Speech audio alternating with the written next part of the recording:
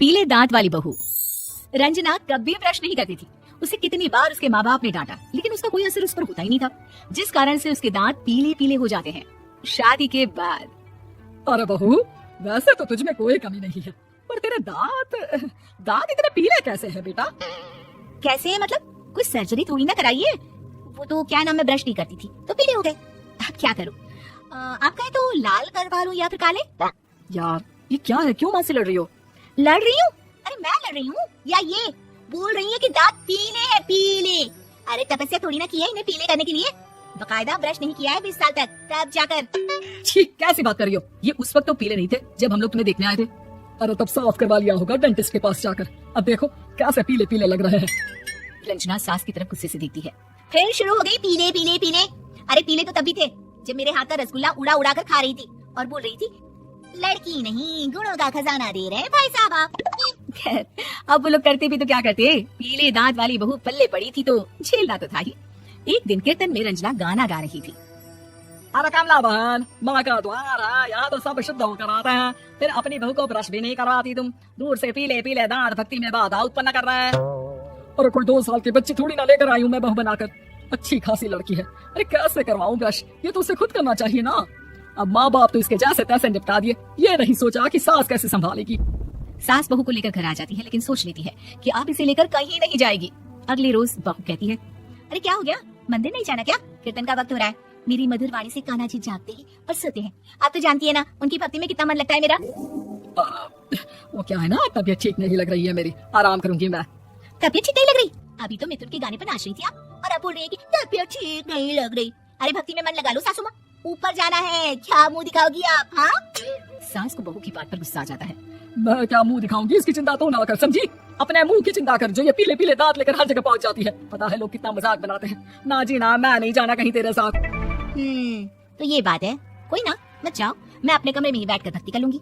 ऊपर वाला दांत थोड़ी ना देखता है, मन देखता है, भावना देखता है। और अरे बस बस, तू सब कुछ दिखा, बस ये सफेद चमकदार दांत ना दिखाना किसी को, है? जा यहाँ से।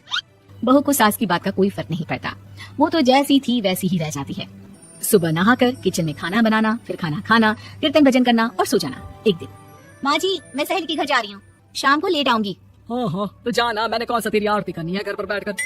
रंजना सहेली के घर जाती है, जहाँ वो पार्टी में जाने की तैयारी कर रही होती है। अरे शिखा, कहाँ जाने की तैयारी कर रही है? मैं गलत वक्त पर आ गई क्या?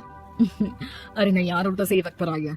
मैंने ये साड़ी और ज्वेलरी निकाली है यार, शाम को इनके ऑफिस की पार्टी में जाना है। बताना कैसा लग रहा है ये सब? नहीं यार, इस ड्रेस के साथ तो वो वाली ज्वेलरी अच्छी लगेगी। हाँ सही बोल रही है, मैंने ध्यान ही नहीं दिया। वैसे तो हमेशा से मस्त फैशन सेंस रखती है। तो बड़ा जाती होगी ना पति के साथ पार्टी में। रंजना कुछ नहीं बोलती, बस सोचती है कि यार काश ये बात सही हो जाती, पर मैं क्यों नहीं जाती पार्टी में? क्या इन लोगों की कोई पार्टी होती नहीं होगी? रंजना घर आती है और रात में पति से सवाल करती है, एक बात बताइए, आप मुझे किसी पार्टी में क्यों नहीं ले जाते? क्या आपके यहाँ ऑफिस में पार्टी नहीं होती? पति बेचारा क्या कहता कि दांत पीले हैं तुम्हारे इसलिए। अरे कोई पार्टी होती नहीं हम लोगों के ऑफिस में, तो कहाँ से लेकर जाऊँ? और मार्केट, मॉल, कहीं वीकेंड घूमना, कहीं तो। अरे यार, सारे हफ्ते में एक छुट्टी मिलती है, तो सोचता हूँ कि आराम ही कर लूँ। क्यों? रंजना मन मार के रह जाती है। पहले कभी सास के साथ मंदिर जाया करती थी, लेकिन वो भी सास ने ले जाना बंद कर दिया। घर बैठी बैठी रंजना बोर हो जाती है। तभी उसे आइडिया आता है और वो मायके जाने का सोचती है। सासू माँ, 2 दिनों के लिए मम्मी के घर जा रही हूँ। अच्छा ठीक है, आराम से जा।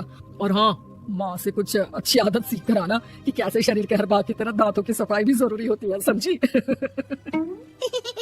शुरू हो गई ना आप? वो लोग आपकी तरह नहीं है कि छोटी छोटी बात का बतंगड़ बना दे। उन लोगों के लिए मैं मायने रखती हूँ, ना कि मेरे पीले पीले दांत। रंजना माँ को बिना बताए उन लोगों को सरप्राइज देती है, लेकिन जैसे ही वो दरवाजे पर पहुंचती है, अंदर देखती है कि घर वाले कहीं जा रहे होते हैं। अब माँ, काश रंजना दीदी के दांतों वाली प्रॉब्लम नहीं होती, तो वो भी हम लोगों के साथ चलती ना बुआ जी की बेटी की शादी में। हाँ बेटा, लेकिन अब उसे कौन समझाए कि उसको उसके पीले दांत नहीं दिखते, लेकिन उसके आसपास के लोगों को कितना एम्बैरेसिंग फील कराते हैं। मुझे तो कितनी बार उसके स्कूल की टीचर ने शिकायत की कि उसके साथ कोई लड़की बैठना भी नहीं चाहती, और ना ही कॉलेज में कोई उससे बात करना चाहता था। लेकिन पता नहीं क्यों उसे ये बात समझ में नहीं आती। कोई कमी नहीं है उस लड़की में, बस यही कि दांत पीले हैं। वो तो भला हो जीजा जी और उनकी माँ का, जो दीदी को जैसी है वैसे ही रखा हुआ है।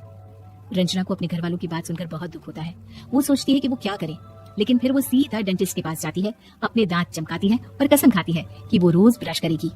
अरे क्या हो गया, तुम तो 2 दिनों के लिए गई थी ना, पर कोई ना, अच्छा है, चलो आ गई तो। रंजना सास के सामने आकर खड़ी हो जाती है और पूरी स्माइल करती है, उसके चमकदार दांतों को दिखाती हुई। चले मंदिर। माँ मुझे माफ कर दीजिए, मैंने आप लोगों को बहुत एम्बेरसिंग फील करवाया। मैं आज से रोज ब्रश करूंगी।